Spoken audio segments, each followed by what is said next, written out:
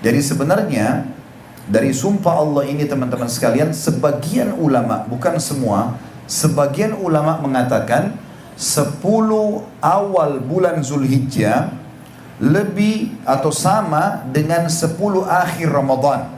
Bahkan ada di antara mereka, sebagian di antara mereka berkata 10 awal bulan Zulhijjah dan Bapak Ibu berada di puncaknya hari ke-10 itu lebih afdal daripada 10 terakhir Ramadan. Mungkin Anda bertanya, bagaimana bisa para ulama atau sebagian ulama berpendapat seperti itu? Apakah ada yang menguatkan? Ya, mereka menjelaskan. Yang pertama, dalil yang mereka gunakan adalah surah Al-Fajr ini. Kalau di 10 akhir Ramadan kita disuruh kejar Lailatul Qadar, lebih baik daripada 1000 bulan. Luar biasa keutamaannya, sama dengan 83 tahun plus 4 bulan beribadah. Artinya kalau Bapak Ibu pas mengucapkan Subhanallah bertepatan dengan Lailatul Qadar, pahalanya sama dengan mengucapkan Subhanallah 1000 bulan, atau 83 tahun plus 4 bulan, atau 30.000 hari sekian. Tapi Lailatul Qadar ini terjadi hanya di malam-malam ganjil. Sementara di 10 awal bulan Zulhijjah, Allah berfirman tadi di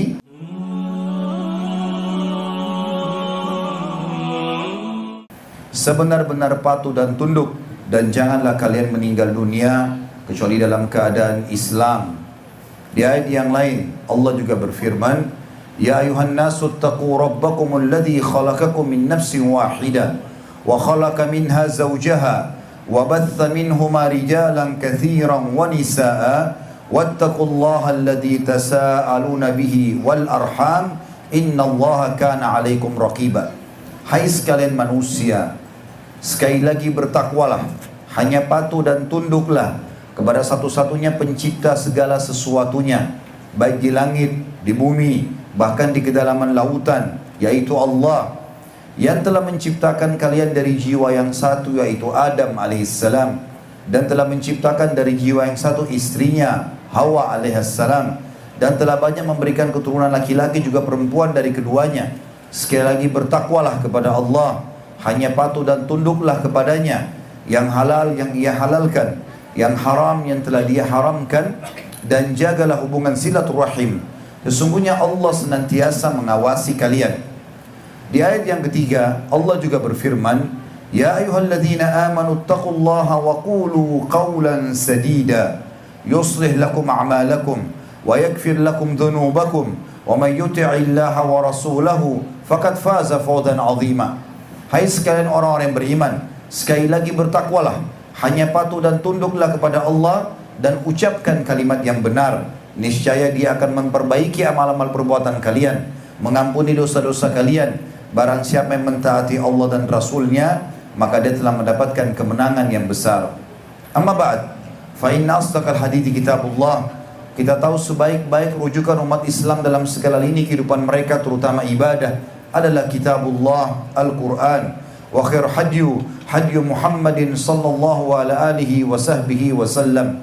Dan sebaik-baik petunjuk setelah Al-Quran adalah petunjuk Nabi besar Muhammad sallallahu alaihi wa sahbihi wasallam. Wa syarrul umuri muhdatsatuha, dan seburuk-buruk perbuatan dalam ibadah yang tidak punya rujukan keduanya. Fa inna kulla muhdatsin bid'ah, semua ibadah yang tidak punya rujukan dikenal perbuatan baru dalam agama.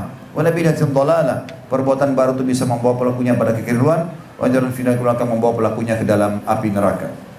Saudaraku seiman rahimani wa rahimakumullah, apa yang saya bacakan tadi dikenal dengan khutbah hajah.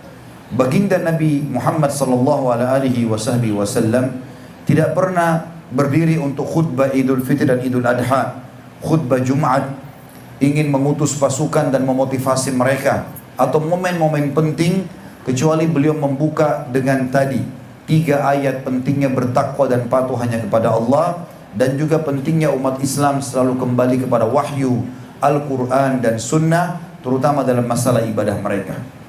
Allahu Akbar, walillahil hamd. Saudaraku seiman, hari ini adalah hari emas tiap muslim. Kita sebagai seorang muslim memiliki 2 hari raya yang masyhur. Pada saat baginda Nabi Muhammad sallallahu alaihi wasallam hijrah ke Madinah, ditemukan kaum Ansar, penduduk asli Madinah, memiliki banyak hari yang mereka kenang untuk menggembirakan hati, bersilaturahim di antara keluarga.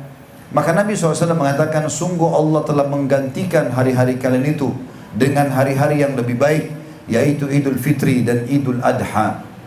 Idul Adha, saudaraku seiman, yang kita sedang rayakan pada hari ini. Adha artinya kurban. Nama lainnya adalah hari Nahar.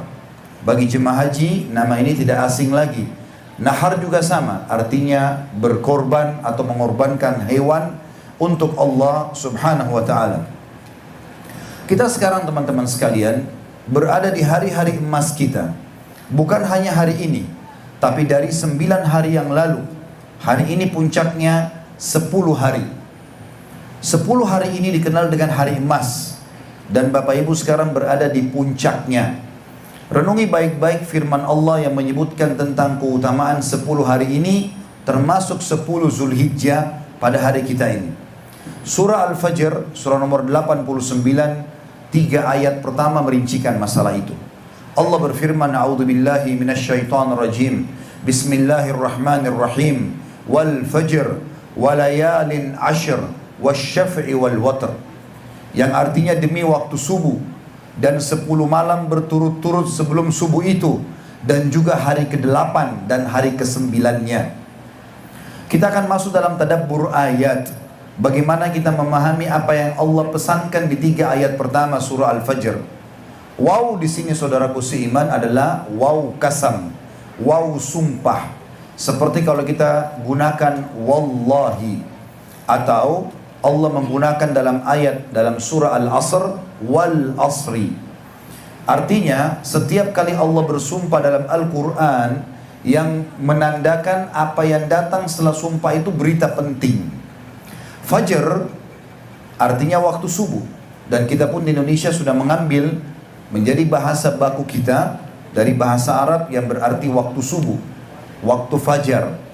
Tetapi perlu kita renungi sama-sama saudaraku seiman, di dalam retorika bahasa Arab atau grammar bahasa Arab, alif lam ini punya makna. Seperti misal wa al-fajr, ya. Al-fajr ini ada, al ini ada maknanya. Kalau saya ingin ketemu dengan seseorang teman saya di sebuah masjid, misal namanya Al-Ikhlas, maka saya mengatakan kepada teman saya, ayo kita ketemu di masjid Al-Ikhlas. Tapi dalam bahasa Arab bisa saya kalau ingin menyampaikan kepada teman saya janjian di sebuah masjid Al-Ikhlas misalnya, tapi saya sudah tidak mau sebutkan lagi nama masjidnya karena saya dan teman saya sudah tahu, cukup saya mengatakan ayo kita ketemu di Al-Masjid. Al-Ikhlas tidak disebutkan lagi. Itu fungsi alif lamnya. Namanya alif lam mu'arraf. Kalau Allah bilang wa fajr tidak pakai alif lam, berarti Allah bersumpah untuk semua subuh. Kita punya 365 hari dalam setahun. Subuh yang mana yang Allah inginkan? Semua subuhkah kita harus kejar? Maka ulama mengatakan alif lam ini mengerucutkan bahasan. Dan jumhur ulama mayoritasnya mengatakan ini adalah subuh hari raya Idul Adha. Dan dari sumpah Allah ini berarti Idul Adha lebih afdal daripada Idul Fitri. Yang kita sayangkan malah kita lebih ramai di Idul Fitri, padahal sebenarnya Idul Adha lebih afdal dari banyak sisi. Di antaranya, kalau selesai sholat Idul Fitri, Bapak Ibu tidak dianjurkan melakukan ibadah khusus. Bapak Ibu boleh silaturahim keluarga, boleh istirahat, boleh rekreasi kepada tempat yang tidak ada maksiatnya misalnya. Tapi setelah sholat Idul Adha ada perintah ibadah khusus. Allah sebutkan dalam ayat yang lain, A'udzubillahi minasyaitonirrajim, fasalli li rabbika wanhar. Hai Muhammad, sholatlah Idul Adha itu, lalu ikutkan berkurban setelahnya. Maka ini tandanya Idul Adha lebih afdal. Selain ada sumpah Allah di sini tentang subuh itu, seakan-akan Allah mengatakan, demi aku hai Muhammad, kejarlah subuh Idul Adha itu sholat, jangan sampai luput. Dan Alhamdulillah Bapak Ibu baru saja mengerjakan itu. Berarti kita menjalankan sumpah Allah dan ya, berkurban setelahnya. Hanya saja banyak di antara kaum muslimin di negara kita Indonesia, Allahu alam di sini mungkin sudah pernah dengar, tapi saya temukan pada saat saya jelaskan ini, mereka banyak yang baru tahu. Ayat kedua Al-Fajr berbunyi walayalin ashr. Dan kejarlah juga kata Allah 10 malam berturut-turut sebelum subuh itu. Jadi sebenarnya dari sumpah Allah ini teman-teman sekalian, sebagian ulama, bukan semua, sebagian ulama mengatakan 10 awal bulan Zulhijjah lebih atau sama dengan 10 akhir Ramadan. Bahkan ada di antara mereka, sebagian di antara mereka berkata 10 awal bulan Zulhijjah dan Bapak Ibu berada di puncaknya hari ke-10, itu lebih afdal daripada 10 terakhir Ramadan. Mungkin Anda bertanya, bagaimana bisa para ulama atau sebagian ulama berpendapat seperti itu? Apakah ada yang menguatkan?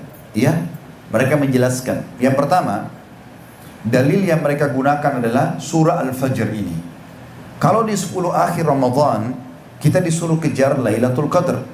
Lebih baik daripada 1000 bulan. Luar biasa keutamaannya. Sama dengan 83 tahun plus 4 bulan beribadah. Artinya kalau Bapak Ibu pas mengucapkan Subhanallah bertepatan dengan Lailatul Qadar, pahalanya sama dengan mengucapkan Subhanallah 1000 bulan. Atau 83 tahun plus 4 bulan. Atau 30.000 hari sekian. Tapi Lailatul Qadar ini terjadi hanya di malam-malam ganjil. Sementara di 10 awal bulan Zulhijjah, Allah berfirman tadi di surah Al-Fajr ayat 2, walayalin ashar, dan kejar 10 malam berturut-turut sebelum Idul Adha itu. Mau genap, mau ganjil, harus sholat malam. Loh kok bisa di sini? Bisa lebih afdal. Anggaplah Allah menyuruh kita mengejar genap dan ganjilnya. Di Idul Fitri sana 10 malam sebelum Idul Fitri ada Lailatul Qadar cuma 1 malam. 10 malam sebelum Idul Adha kita disuruh kejar 10 malamnya. Di sana Lailatul Qadar, di sini apa keutamaannya? Dengarkan baik-baik Bapak Ibu sekalian. Termasuk hari ini ibadah yang luar biasa. Hadis Bukhari. Baginda Rasulullah sallallahu alaihi wasallam telah bersabda, "Ma min ayyamin al-amalu salihu fihi ahabbu ila Allah min hadhil ayyam ya'nil ashr."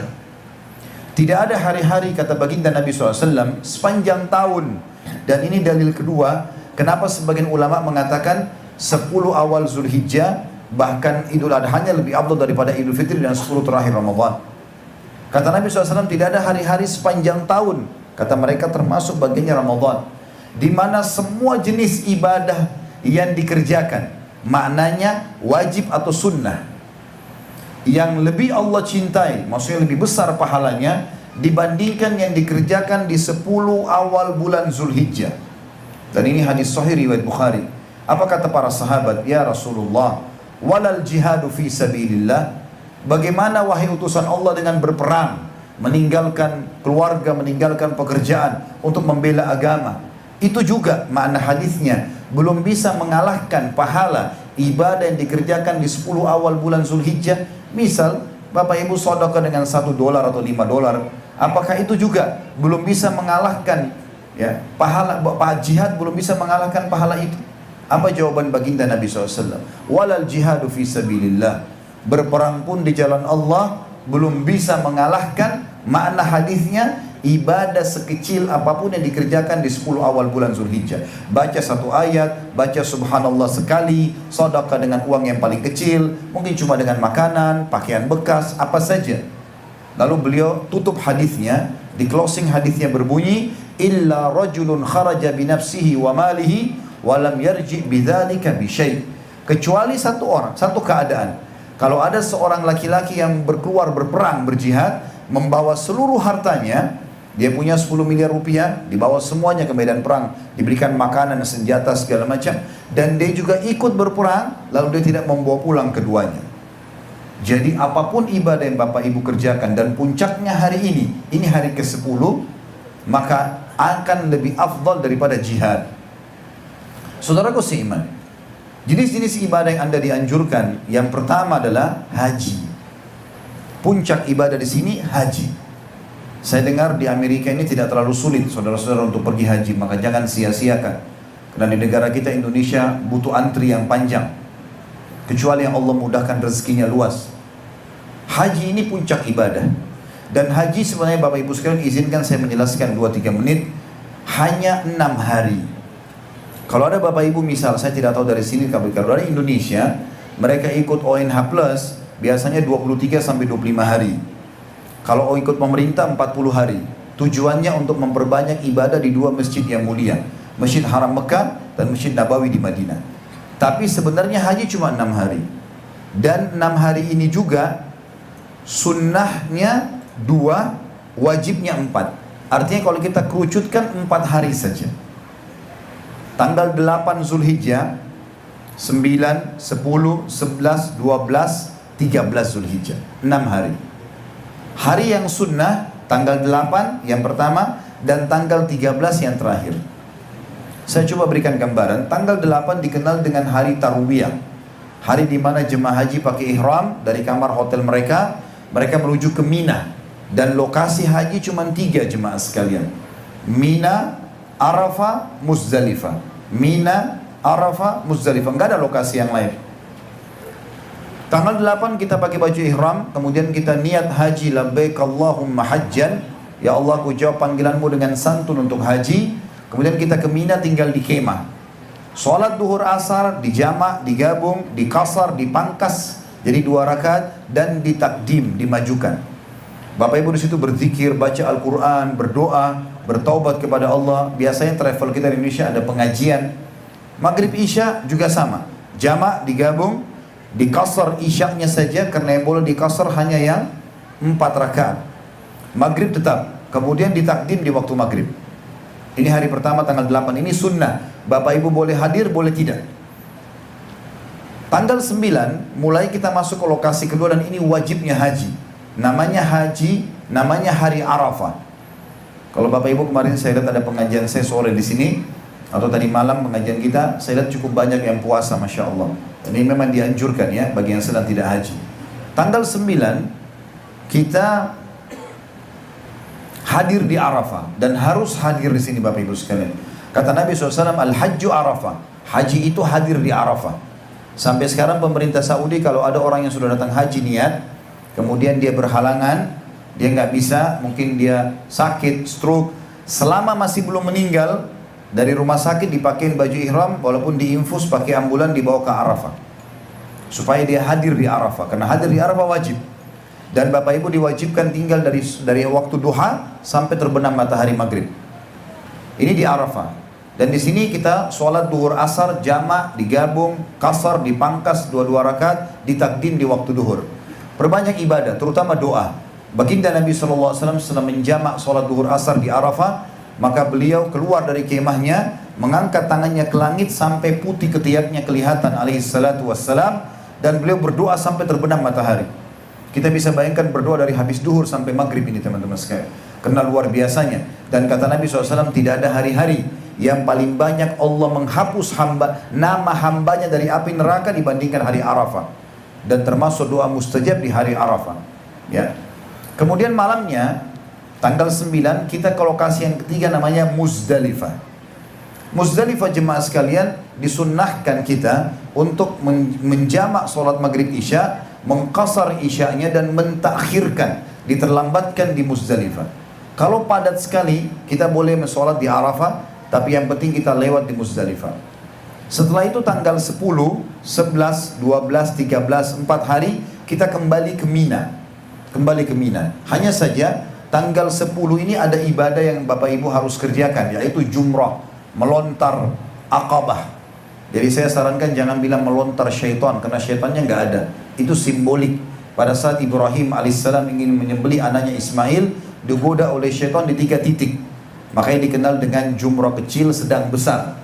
Dan sekarang dikatakan jumrah Aqabah. Ya, jumrah Aqabah, Aqabah artinya bukit yang tinggi, bukit yang ada dan boleh manusia naik di atas, ini namakan Aqabah dalam bahasa Arab. Hari itu, hari Nahar atau hari Idul Adha kayak sekarang, jemaah haji melempar 7 butir batu kecil. Setelah itu mereka boleh tahallul, cukur rambutnya, kemudian pakai baju biasa. Selama tanggal 8, tanggal 9 dan pagi tanggal 10 sebelum mereka jumrah, maka mereka tidak boleh buka baju ihram dan masih dalam hukum ihram. Setelah itu Bapak Ibu tinggal di Mina sampai hari ke-13, dikenal dengan hari tasyrik. Di situ Bapak Ibu 11, 12, 13 jumrah lagi, melontar kecil sedang besar, kecil sedang besar, kecil sedang besar. Dan bagi jemaah haji yang tanggal 12 mau keluar dari Mina, sudah boleh. Dikenal dengan nafar awal bagi orang kita. Dan bagi yang mau tunggu sampai tanggal 13, lebih afdal dan lebih besar pahalanya.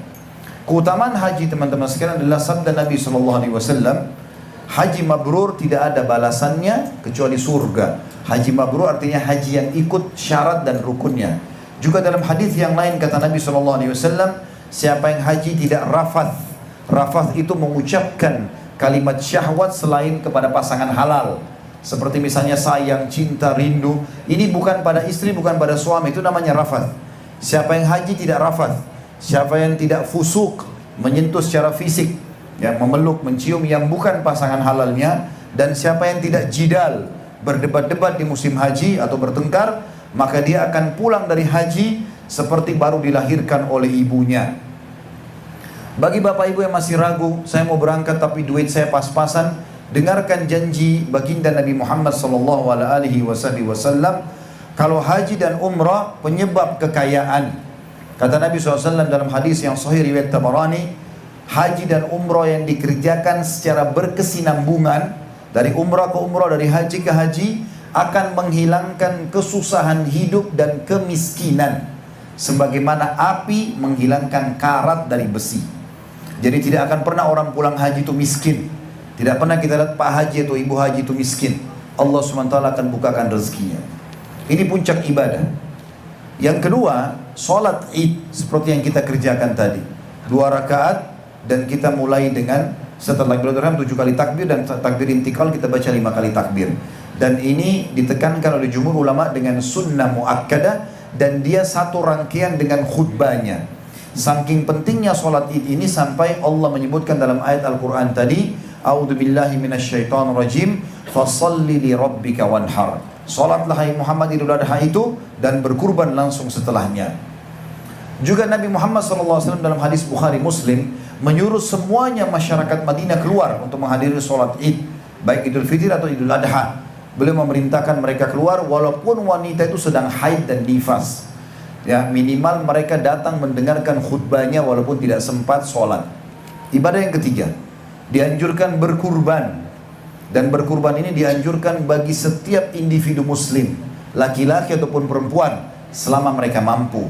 Kalau tidak mampu, baru boleh 1 ekor hewan dikeroyoki atas nama keluarga. Tapi kalau mampu, setiap orang berkurban dengan 1 ekor. Bahkan Rasulullah SAW berkurban dengan 60 ekor domba dan beliau sembelih sendiri 15 ekor, lalu beliau dibantu oleh Ali bin Abi Thalib menyelesaikan radhiyallahu anhu sisa sembelihannya. Jadi kalau bapak ibu punya kemampuan rezeki, jangan hitung-hitungan dengan masalah kurban. Ini pahalanya sangat besar. Kita berkurban dan hewan yang boleh dikurbani hanya 3, domba dan kambing, sapi dan juga unta. Kalau domba minimal umur 6 bulan dan kambing minimal 1 tahun. Kalau sapi minimal 2 tahun dan unta minimal 5 tahun. Kalau bapak ibu tanya kepada saya mana yang lebih afdal dari hewan-hewan ini, maka jawabannya adalah domba. Domba dan kambing lebih afdal, walaupun sapi lebih besar ukuran badannya. Dari mana dalilnya Ustaz? Dengarkan baik-baik. Yang pertama bapak ibu sekalian, pada saat Nabi Ismail alaihissalam tidak jadi disembelih oleh ayahnya Ibrahim, apa yang digantikan oleh Allah? Domba atau kabs, ya, domba jantan. Allah tidak ganti dengan sapi dan unta, padahal bisa, tapi Allah menggantinya dengan domba.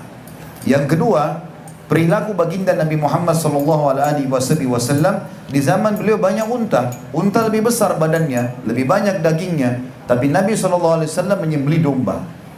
Dan bahkan lebih afdal lagi kalau bapak ibu mau, domba berbulu putih yang memiliki bercak berwarna hitam atau coklat.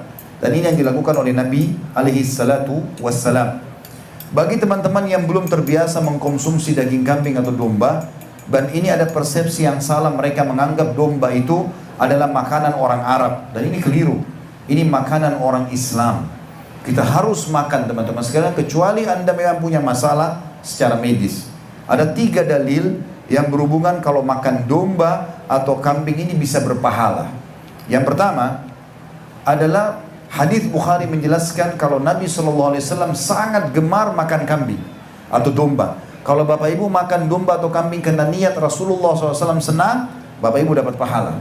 Yang kedua, ini tidak bisa terbantahkan argumentasinya adalah akikah. Kalau lahir anak laki-laki, 2 ekor kambing atau domba. Lahir anak perempuan, 1 ekor. Tidak bisa diganti dengan hewan lain. Memang begitu penyampaian dari Nabi SAW. Pada saat cucu beliau yang mulia Hasan dan Husain radhiyallahu anhuma lahir, maka Nabi SAW suruh Ali bin Abi Thalib menyembelih domba. Dan kemudian beliau menyuruh membagikan sebagian dagingnya dan memakan sebagian yang lainnya. Jadi walaupun orang bule, walaupun orang Arab, walaupun orang Melayu di Asia, walaupun orang hitam di Afrika, anaknya lahir selama dia Muslim, domba atau kambing. Tidak bisa diganti yang lain. Dan sunnahnya makan sebagian daging itu. Yang ketiga adalah Idul Adha. Dan sudah saya jelaskan tadi bagaimana Nabi SAW memang menyembelih bahkan 60 ekor domba untuk beliau. Kalau masalah teman-teman sekalian orang mengatakan domba atau kambing menyebabkan kolesterol, darah tinggi, ini butuh pembuktian. Mana buktinya? Yang ditemukan malah dalam artikel-artikel ilmiah adalah protein daging kambing dan domba senyawa dengan protein manusia. Artinya kalau kita konsumsi larinya ke otot dan bukan ke lemak. Kita nggak bicara jeroannya, kita bicara masalah dagingnya. Dan yang jadi masalah sering kita di Indonesia membuat darah tinggi dan yang lainnya ini karena bumbunya yang kita salah gunakan. Dan penyembelihannya tidak sesuai dengan syariat. Makanya Nabi SAW memerintahkan kalau sembelih ada adab-adabnya. Mungkin saya tidak tahu di sini sebentar ada sembelihan atau tidak. Yang jelas sembelihan itu teman-teman sekalian ada adabnya. Yang pertama, pisaunya harus tajam. Kata Nabi SAW, kalau kalian mau menyembelih, tajamkan pisau kalian sehingga kalian menenangkan kurban kalian. Yang kedua, tidak boleh diseret domba itu atau disakiti. Sebagaimana pernah terjadi di zaman Nabi SAW, ada orang menyeret domba sampai dombanya teriak-teriak. Umar bin Khattab radhiyallahu anhu lewat lalu berkata, apakah kau akan membunuhnya dua kali? Yang ketiga, tidak boleh kalau disembelih diperlihatkan kepada temannya. Nah, ini akan membuat dia stres. Ditutup. Kalau di Indonesia biasanya saya sarankan agar panitia masjid menutup dengan spanduk sehingga teman-teman tidak lihat. Yang keempat, tidak boleh diberhentikan kalau lagi makan. Ya. Kemudian yang kelima, yang terakhir adalah jangan diangkat pisau itu kecuali 2 urat besar lehernya sudah terputus. Dan tambahan dari saya tentunya, kalau lagi dikuliti Bapak Ibu sekalian, yang digantung adalah kakinya supaya darahnya semua keluar. Dan jangan digantung bagian kepala, dikhawatirkan darahnya masuk kembali. Dan penelitian medis sudah membuktikan kalau darah sudah terkena udara sedikit saja, maka sudah terkontaminasi dengan bakteri. Dan kalau dia masuk kembali ke dalam badan hewan tadi bisa merusak dagingnya. Ini yang ketiga dari ibadah, berkurban. Yang keempat teman-teman sekalian, berpuasa. Walaupun sudah lewat, tapi Bapak Ibu mungkin yang belum tahu bisa memahaminya, bisa diterapkan tahun depan. Dianjurkan kita puasa 9 hari. Dan kalau Bapak Ibu tidak mampu, Bapak Ibu bisa puasa berapa hari saja. Kalau tidak mampu juga minimal tanggal 9. Tepatnya kemarin. Ya. Ini puasa hari Arafah bagi yang sedang tidak haji. Nabi SAW waktu haji tidak berpuasa dan tidak menyuruh jemaah haji puasa, tapi beliau suruh masyarakat Mekah, masyarakat Madinah untuk yang tidak haji untuk berpuasa. Dan dalam hadis Bukhari dan Muslim disebutkan, waktu ditanya Nabi SAW, su'ilan Nabi SAW an shaum yawm Arafah, faqala yukaffiru sanatal madhi wal baqiyah. Ditanya kepada Nabi SAW tentang puasa hari Arafah, apa keutamaannya? Beliau mengatakan bisa membersihkan dosa-dosa 365 hari ke belakang, setahun ke belakang, dan 365 hari ke depan, setahun ke depan. Satu hari puasa dapat 700 hari sekian pengampunan dosa. Yang selanjutnya yang kelima adalah sholat malam. Sebagaimana tadi sudah kita sebutkan dalam surah Al-Fajr ayat 2-nya, walayalin ashr, dan 10 malam berturut-turut disuruh kejar untuk sholat malam. Kemudian yang ketujuh teman-teman sekalian, memperbanyak selama 13 hari dari tanggal 1 Zulhijjah sampai 4 hari dari sekarang, 3 hari dari sekarang, hari Tasyrik tanggal 13 Zulhijjah, kita memperbanyak bertakbir, bertahlil, Allahu Akbar, la ilaha illallah, Allahu Akbar, walillahil hamd. Ini dikerjakan oleh Abdullah bin Umar radhiyallahu anhu sampai beliau jalan di pasar dan beliau sengaja mengeraskan suara sehingga diikuti oleh masyarakat Madinah. Dan ini sangat dianjurkan. Sisanya yang ke-8 teman-teman bebas melakukan ibadah apa saja yang sudah ada perintahnya dari baginda Nabi SAW, seperti silaturahim keluarga, menuntut ilmu, bersedekah, ya, berzikir, berdoa, semuanya kita kerjakan. Dan ini akan sangat besar sekali manfaatnya. Oleh karena itu dalam penutupan khutbah kita ini, Saya ingin menekankan sekali agar Bapak Ibu sekalian memaksimalkan waktu, karena ini adalah hari terakhir kita dari 10 hari yang emas ini. Maksimalkan. Sudah sholat id, alhamdulillah, usahakan berkurban. Yang sudah berkurban di Indonesia, alhamdulillah. Yang belum di sini, tidak usah nilai lagi. 1 ekor domba walaupun harganya $300, $500, beli saja. Semua untuk Allah, tidak akan kurang nilainya. Kata Nabi SAW, ma naqasa malun min sadaqah. Tidak akan berkurang harta seorang hamba karena sadaqah. Bagi Bapak Ibu yang berminat bisa ikuti ceramah kami di YouTube, ada judulnya Saudaraku Nilai Rahasia Rezekimu. Saya jelaskan 15 poin, diantaranya poin pertama, poin kedua adalah bersedekah, itu akan sangat mendatangkan rezeki kita. Allahu a'lam. Ini yang kita sampaikan pada kesempatan ini teman-teman sekalian. Mari kita hadirkan hati dan pikiran kita untuk berdoa kepada Sang Pencipta Allah. Semoga Allah bisa menerima dan mengabulkan doa kita. Alhamdulillahi Rabbil Alamin. Kami memujimu ya Allah sebagaimana layak Kau dipuji sebagai pencipta. Dan kami memberikan dan mengucapkan salam hormat kami kepada pemimpin kami dan Tuhan kami, serta Nabi yang telah mengutus kepada kami, Nabi Muhammad sallallahu alaihi wasallam, sebagaimana telah Engkau perintahkan kepada kami. Ya Allah, tidak ada niat kami hadir di salah satu dari rumah-rumah-Mu ini kecuali karena ingin menjalankan perintah yang sedang Engkau bebankan kepada kami. Maka terimalah ini dengan pahala yang sempurna, serta kami memohon dengan kemahamurahan-Mu agar Engkau menerima seluruh amal soleh yang pernah kami kerjakan selama kami hidup sampai menjelang ajal nanti dengan pahala yang sempurna. Dan ya Allah, kami memohon dengan kemahamurahan-Mu agar seluruh dosa yang pernah kami kerjakan, sekecil sampai sebesar apapun, semuanya Engkau ganti dengan kemahamurahan-Mu menjadi pahala yang lengkap.